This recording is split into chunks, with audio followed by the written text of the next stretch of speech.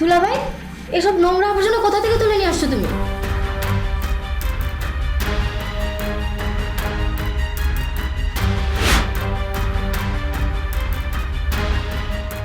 এই, এরা তোমার গ্রামের সেই বোনের মেয়ে না? ওদের গ্রামে থাকার জায়গা নেই, যে কারণে আমার কাছে চলে এসেছে। তুমিও নাচতে নাচতে মাথায় করে বাসায় নিয়ে আসছো।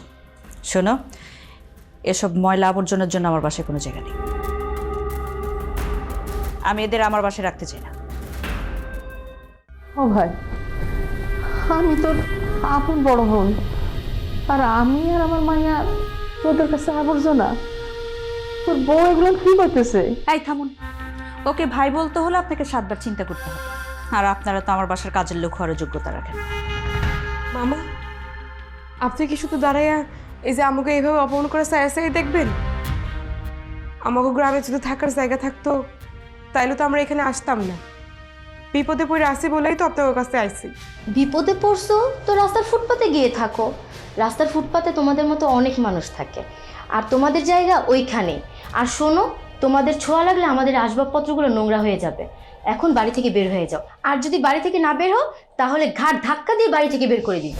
রাস্তার ধারে থাকতে আমার কোনো আপত্তি ছিল না বাইরে, কিন্তু আমার মায়াটা তো যুবতী, ওরে নিয়ে কেমনে আমি রাস্তার ধারে থাকবো?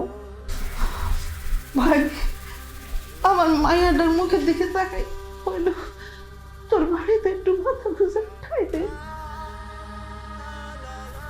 আমার তো জমের কোনো জায়গা নেই রে ভাই। এই থামেন তো, আপনাদের যদি টাকা পয়সা লাগে আমি টাকা পয়সা দিচ্ছি, তারপরে বিদায় হন।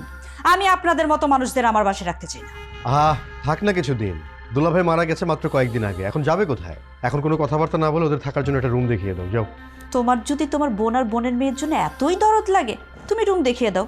এসব নোংরা লোকদের স্পর্শ আমি আসতে চাই না। আয় রাখাই।